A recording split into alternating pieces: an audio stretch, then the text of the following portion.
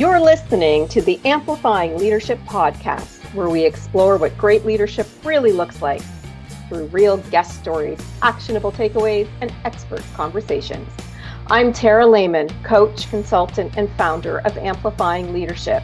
I'm here to help you lead with intention and influence. Thanks for tuning in to today's guest episode. For more information on Amplifying Leadership, please visit us at amplifyingleadership.ca. Today, I am welcoming Michelle J Howe, CEO and founder of Empath Evolution. Welcome to Amplifying Leadership. Thank you very much, Sarah. It's great to be here. And I'm excited to talk about our topic today, but I wanted to start with just understanding, and for our audience too, who we're talking to today. So tell us a little bit about your leadership story. Okay, my leadership story. I have always been very out of the box thinker, very curious, very strong, or outwardly appearing strong. My mother used to say, "You're too strong, Michelle. You need to settle back." I'm like, Mom. But I was very much of a defender of people, and I had a big mouth, basically, what my mother would All say. right. Yeah. But in retro, I'm actually very careful what I say, and I was never really a big mouth anywhere but at home. Mm-hmm. Like that That's was normal, where right? my comfort was. So, my leadership, it was, leading my life is the way I see it, but in more professional ways, went to school, got an accounting degree, got my accounting certificate. So I became a CPA. Awesome. I did consulting with small businesses. And then, I always knew at some point or another I would go on my own. I just wanted Mm-hmm. to establish enough knowledge to do that. And when I did, it became clear that I was really, really good with people. And I really cared about the person in front of me, not so much the business I was growing for Mm-hmm. them or their strategy, because I seemed to really get who they were and what they were about. And it didn't require a lot of communication. And I saw it as like an exercise in their development. And, Right. some people were going to go somewhere and some people weren't, but this was in front of them. They were playing with this business concept. Um, and then shockingly, I transitioned from accounting consulting to empowerment, healing, sensitivity, empath, Mm-hmm. empathic. And now I'm kind of pivoting back to center on Mm-hmm. leadership because really I have all the work that I do is to empower the person to lead in their own way. And the more I look Mm-hmm. at and I tune into the people around me, I see a lot of self-sabotage. I see a lot of Yeah. compensating. I see a lot of just, I show up like this, but I'm really like that. Like I'm just so I'm deep. That's my Mm-hmm. flavor of who I am. I love to Yeah. look at the layers of people and life and help them come into coherence is a nice strong word into Mm-hmm. who they are consistently so they feel at home in that body. They feel at home in their leadership. Like they're not censoring what they Right. say, how they show up, what's accurate, what's not. And I do find that a lot of times from my own journey, I censored, I improvised. Like I'm like, oh Yeah. my God, like this is right in front of me. And Mm-hmm. I didn't quite see it. Mm-hmm. And now I do. Um, and what are the patterns? What are the patterns, Michelle? What are the patterns that might have Yeah. kept you stuck, that keep other people stuck, that, we can come up with a million reasons why something is or isn't. But Mm-hmm. my thing is reaching that person on the other end and helping them make that change with the least amount of resistance to what Mm-hmm. is a habit. It's a norm. Like I think we programmed ourselves, people programmed us, and all of a Mm-hmm. sudden, is it working for you? Is it not working for you? Where you at? Like, so Mm-hmm. I came back to center because I think naturally it's always come easy to me to kind of follow. my true north. That's why it just blew me away when I noticed some patterns. I'm like, how is that possible that I have patterns? I'm like, Right. yes, they're right there. But, the reason behind some of the things that I do is really to create consensus, connection, relational, like to avoid the conflict. Like, so Hmm. it's, and I like to be in this expansive place where people are all included, and that doesn't always work to my advantage. So Hmm. learning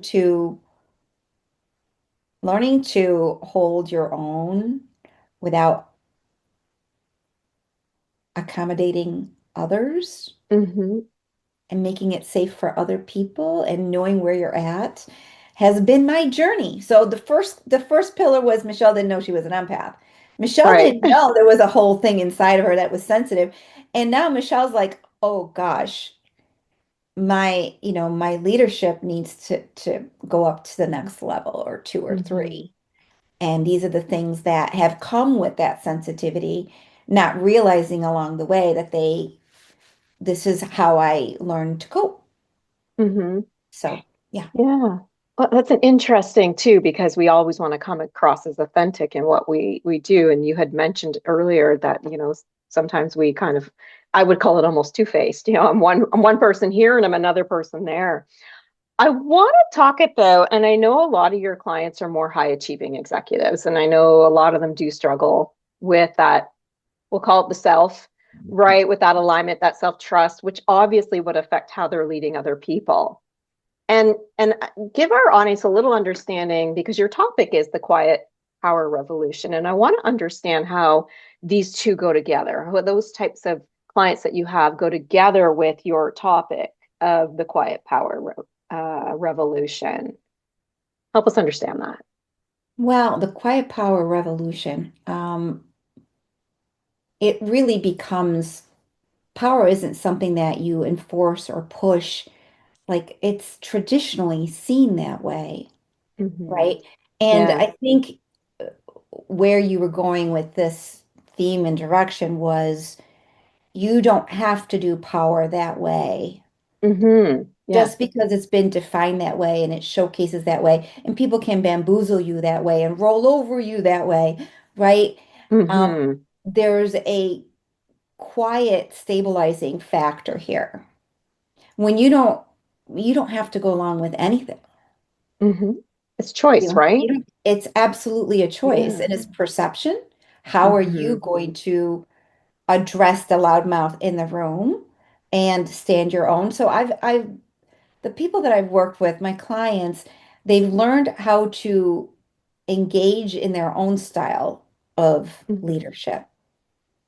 And it's not necessarily mainstream, it's not necessarily how other people do it, but inside of them, there's alignment. Hmm. Hmm. And And I think that, yeah, sorry, go ahead. the stronger that becomes your inner alignment, your ability to trust what you're perceiving, to know yourself and why Hmm. you proceed as you do, the easier it is to manage all these other factors around you. Because trust me, I've gone down the rabbit hole and there are so many. I mean, I can sense it and I can feel people. There's so many different ways of thinking about things, valuing things, and some Hmm. people are exhausting to be around, and some people are great to be around. Hmm. And whether we recognize that logically or not, there are spaces that are more uplifting to us, and the people is a number one factor of what makes that space. And Hmm. my first mission, my first big movement was to teach people about feeling and healing and really going deeper because that really is true. But at the end of the day, it's about self-leadership. And Hmm. how do you don't have to do it loud, you can do it quiet because I would dare say that the people that are the loudest are the most insecure. Yes, yes. I would think in some cases that I've been, seen people speak or whatever, I would 100% agree with you on that. Yeah. Yeah, and they seem to the they seem to think that they can bulldoze through and be followed by. So I guess the quiet revolution to me would be I would like people to take stock of who they are Mm-hmm. and just lead from that point instead of following along. Mm-hmm.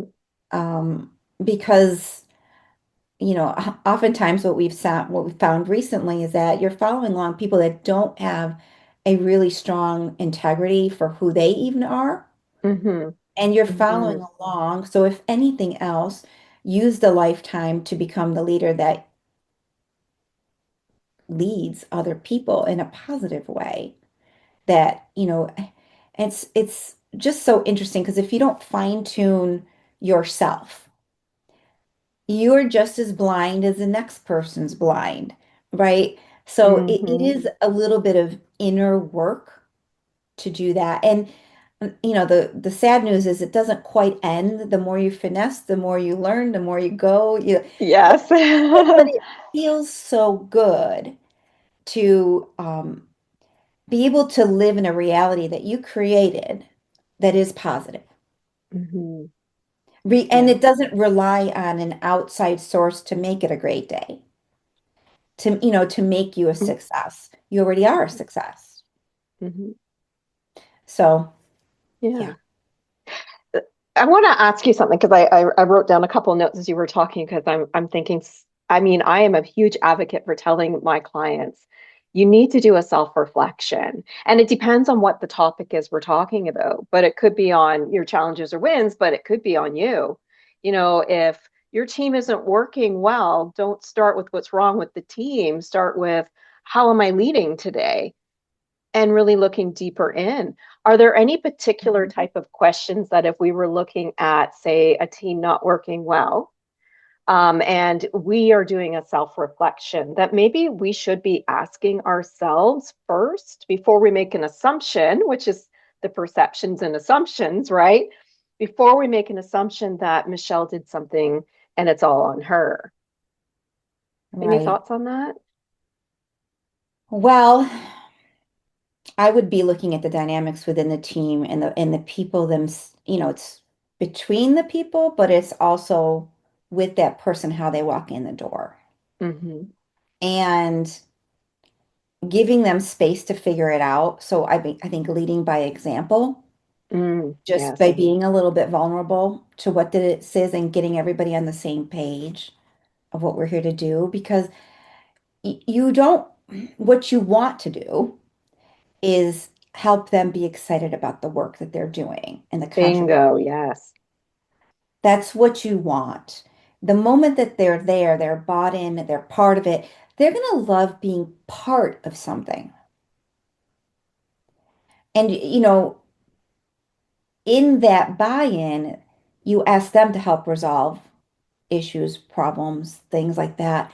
They're not to be handled like children. They're not to be micromanaged. They are to be given responsibilities. And so here's the projection, you see the best of what that person has available to them Mm-hmm. and that they can step into. And then you kind of let it go. Let it work Yeah. as it may. And then, I know that in the real world, quote unquote, in real Hmm. mechanics, people have on days, off days. Oh, yes. I Hmm. mean, good months, bad months.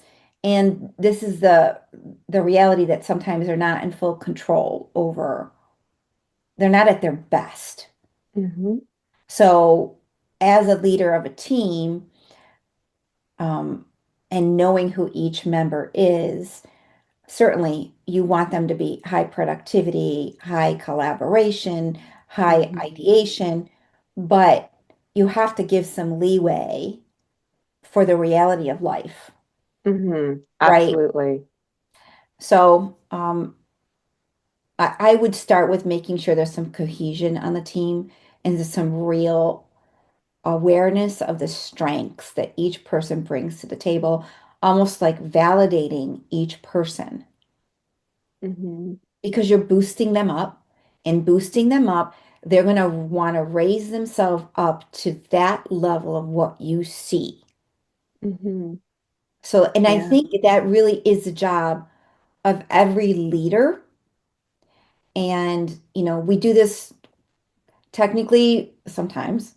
We do this really well for other people, and we don't always Mm-hmm. do this well for ourselves. But Mm-hmm. um, Yeah. we need to be cognizant that we're part of the whole thing. And I mean, let's be honest, and you kind of touched on this, is that humans love to be valued, seen, and heard. It just is. I mean, leaders included. Yeah. And so if we're, seeing something, the team cohesion's not quite there and we don't know why, maybe that is something that we need to reflect on is, like you mentioned, are they feeling that kind of value? We want everyone to feel part of our team and very collaborative. And it's great outcomes when we are, that's for sure. You can see huge differences in organizations too. Yeah. Yeah.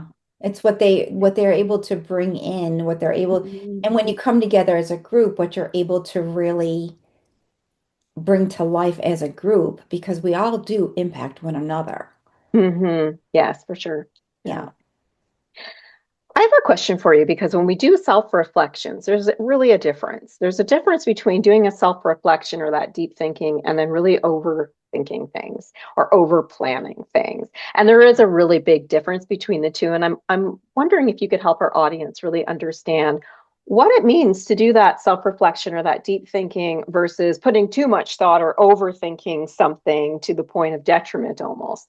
Is there some sort of line in the sand, or is it kind of a gray line? That's a really good question. Um, Overthinking, in my definition of overthinking, it's never done. It's always going. It's persistent in your head. It's a point of insecurity.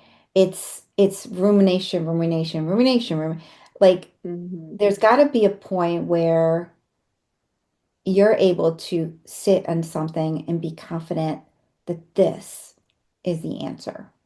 Hmm.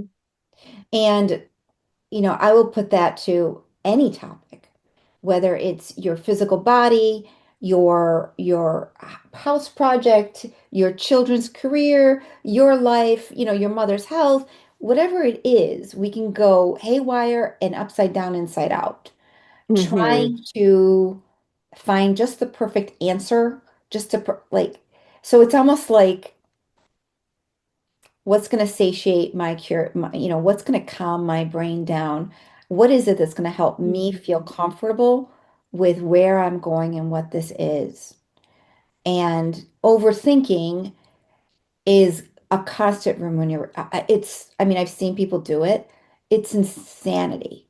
It's too Hmm. much. Um, I can overthink things, but usually my overthinking is because this is me. I want to know why I feel a certain way, and I want to know why this happened this way. Like, so I'm trying to find the answer. It's not over and over and over. It's like I'm analyzing. Hmm. I love to analyze, which is great. There's a point where it's too much. So I have to Right. let's cut this short, Michelle. This is good Yeah. enough. And I've had to on purpose stop that. Like, okay, Hmm. Time to move on type thing. And time to get it. Yeah. So yeah. if you can't, like, there's the overthinking where the brain never stops. And I want to say this, talking to yourself to calm yourself down. If you see yourself in a sense of panic, this is really taking years out of my life. I can't sleep. I'm worried about giving this speech. I'm worried about this happening. Like that is completely nonsensical Hmm. in the brain. And it's like, okay, get a piece of paper and write down everything that's going crazy in your head over and over and write it down. Because the moment Hmm. you write it down, you can probably release the loop that's happening in your head. I agree. I agree. Yeah. And I want to talk about the perfection side of things because you brought that up, the perfection, or the good enough. I talk to my clients about the same thing, just as you mentioned as well, because sometimes our brains will continue to go because we're looking for perfect answers or we're looking for perfect solutions or we're just looking for perfect, whatever that is. Maybe it's perfect me. perfect really is an impossibility in most cases. And so you talk about good enough. And I love that you bring that up because I'm the same way. What's good enough?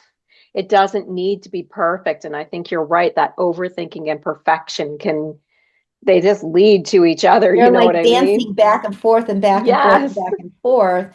And, Yeah, there are some of us that are wired, it seems like, more fully that we want that level of things. But it is an impossible task. it is. So the moment you can self-diagnose to say, I have a little bit of an issue with this. I have Hmm. a little bit of an OCD when it comes to this. I have a little bit of fear that Hmm. keeps me running in circles or going crazy. I mean, that self-awareness and that actually verbalization, when you can verbalize, okay, that's enough, Michelle. Right. Okay, we're going here and Hmm. doing that. That seems to calm things down. Now, everybody comes with a different script of the stuff that upsets us and the Hmm. stuff that rolls right off our backs. And that goes into the emotional layer of Hmm. what are the storylines underneath the surface? What is it that really take us off our center that we haven't processed or that we put in the closet and we don't want to process it because it's annoying because every time we go near it, we get upset, right? Yeah. So, that is the work that I have done that I know really well.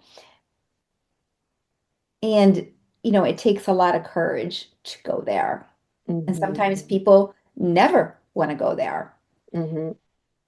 Yeah. But, you know, I have a question around the topic of this whole, the perfection side and the overthinking side and the good enough side when we're trying to be strategic as leaders. Because obviously, as a leader, we need to be strategic, whether you're a solopreneur and you're trying to be strategic in your business or you're working for that, massive company and you're trying to do strategic work as a leader. When do we know it's good enough? Now, I know that's a loaded question, but are there any things that we could ask ourselves to say, I'm getting too deep into this in my thoughts? Because well, the interesting part is that the deeper I go into things, the more, okay, so, all right, this is me walking through my own mhm, process here for a second. yeah, The yeah, deeper I absolutely. go into things, the more I'm able to understand and filter and grasp who I am and what things are important to me. So, to a degree, going deep, being curious, asking questions of yourself is important. Mm-hmm. When your question was, when do you know that you've just lost your marbles, right? Yeah. Didn't quite say that, but yes, that gets the gist. When do you know that it's just a little bit way too much? I would Yeah. say when it's causing you anxiety, you cannot sleep, Hmm. you feel everything is exaggerated. Everything Yeah. feels dramatic for you. It's causing anxiety in you. Now you have absolutely like gone over the cliff with it. Hmm. And could you catch it before you get there? Yeah, you can. You just have to see, am I burning rubber? Am I really Right. getting frustrated? Because, the formula for success, in my opinion, is moving with the flow of where you're being guided and being open to how you need to shift along the way. What Hmm. feels right to you, what is not you, what is you? What is not you, Hmm. what is you? And being able to recognize that in your body, like not mentally, but in your Hmm. body. And I do agree with you on the strategy because strategy is always important. And Hmm. maybe I underestimate what that is because to any business, to any approach, there should be some sort of strategy. Agreed.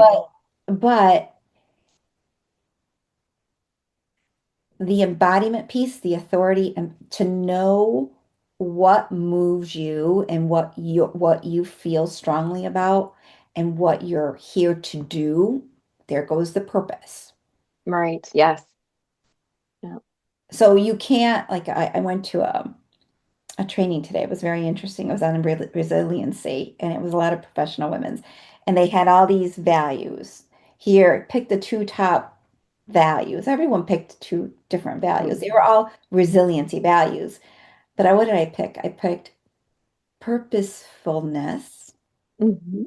and I need to be able to see something move forward, like it's the Okay, yeah, bigger picture. I need to right. see that there's intention behind it, there's a reason for it, there's impact from it. That would Hmm. be me. But again, I was talking with one of the girls there, and she's like, she had positivity and creativity. I'm like, I definitely have to have those, but I have those in spades. Like, Right. depending on where you're starting from, if you're not just a happy person, you want to be resilient, you better start changing that inner mechanism inside. So you're starting from a happy place. Hmm. You have that, you don't have to work towards it. You have it. Right. And, Right. and you could see, different people struggle for different reasons Hmm. because innately their brain, their thoughts, their expectations, their disappointments are top of the pyramid. They're right there. They're like what Hmm. they feel on a daily basis. So the lens at which they approach the world is sets you right up. I said, okay, if my top values were I need to see this result and this result, I need to okay, I cannot control that on a daily basis, what Hmm. result is coming in. I Hmm. need to start at this baseline and then move forward with Move it. forward. Yeah. All right. And it's interesting that you mentioned this because it's very true. And I want to make sure we highlight that today, especially when we're doing our own self-reflections, but within our teams, is that we're all different and we're all going to start from a different space. And it's about recognizing when we are going maybe too deep into the thinking or when we're right where we need to be or when good enough happens, because you're right, we're all very different. And so we know in ourselves what that might look like, or maybe that's some work we need to do is figure out what that is. And that helps us then lead our teams. Well, what I would add to that, because part of my journey has taught me about being open. And it's the assumption that everybody is the same. You're correct. We are not the same. Hmm. No. We're all wired very differently, but being able to appreciate what you see in another person is key. Um, Being able to appreciate who you are is the Hmm. is the other key. So um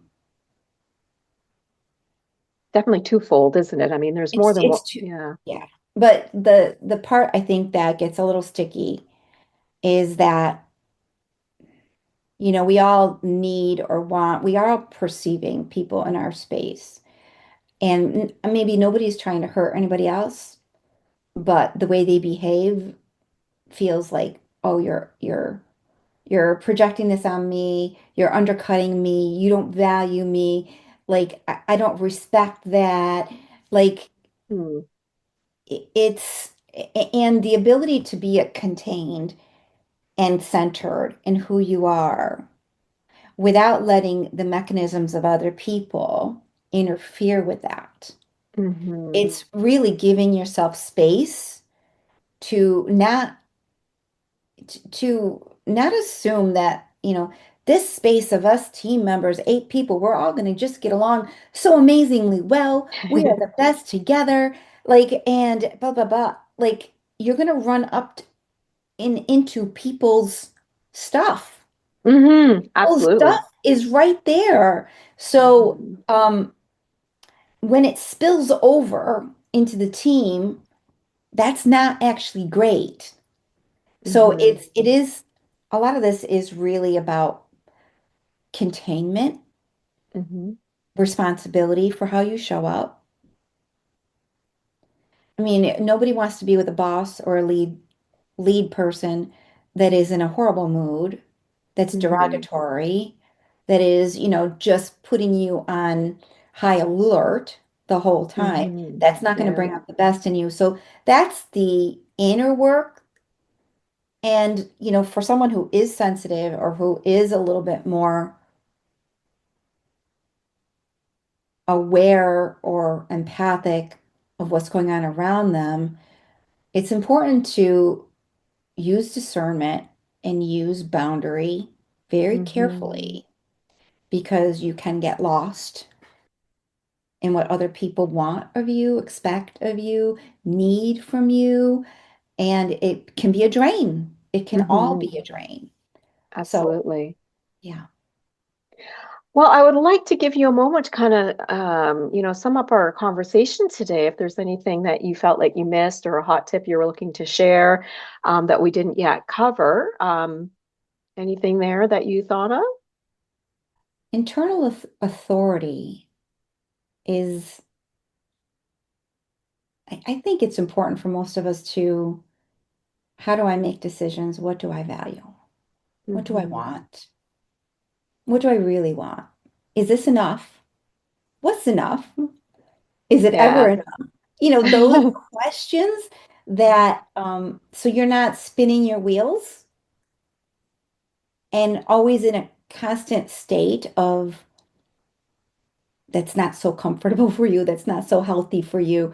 We're all creating it every single day by every decision. Mm-hmm. So, I do think that sometimes we set ourselves up to be spinning our wheels. And it's Hmm. all, everything in front of you is a result really of what you've seen, not seen, you've chosen to do. Maybe you weren't Hmm. aware that you were doing it or that you were thinking it. Like, so, you know, I don't know. I love to just think outside that box and lift people up to what is Hmm. actually possible. Hmm. So Love if you that. find yourself, burnt out, I'm feeling, okay, you're not listening to some part of you that said something to you that you just keep putting away for another Hmm. day, Yeah. right? So yeah. Yeah, that's a great final thought too, because it really does help us think about that reflection that we should have and that deep thinking that we need to have within ourselves. So if you're burnt out or something's not going well or your team's not doing well, start to do that little bit of analysis, right? Without going analysis paralysis. We don't want to go to the perfection side, but enough that you're finding some answers. So, yeah, some real Yeah. answers that you can reach people at, I might reach people at a deeper level. Because when you start Hmm. talking raw and real and you are not scaring people, I think you get better results. Being authentic goes right back to circle what we started with, right? Being authentic. Yeah. Love that. So, thank you for a great conversation. I am wondering, though, if our audience did want to find you somehow online or learn more about you, is there a place that they should go for that? Oh, absolutely. My website is empathevolution.com. Perfect. All right. Well, thanks again. Great conversation and some great insights, too. Thank you. Yeah. Thank you. A big thank you, of course, to our listeners today. We do hope you gained some valuable insights and practical takeaways from today's conversation with Michelle. If you enjoyed this episode, please consider leaving us a great rating or a review. It is the best way to support the podcast and help us and our guests like Michelle reach even more leaders with these meaningful guest stories, tips, and advice. At Amplifying Leadership, we believe leadership is not meant to be done alone. That's why we've created the Amplifying Leadership Circle community, a space for leaders to learn, reflect, and grow together. If you're looking for connection, support, and real-world leadership development at your own pace, we'd love to have you join us, and you can start with a 14-day free trial. To learn more about the community and all of our Amplifying Leadership services, including coaching, consulting, and training, please visit us at amplifyingleadership.ca. Until next time, remember, leadership matters.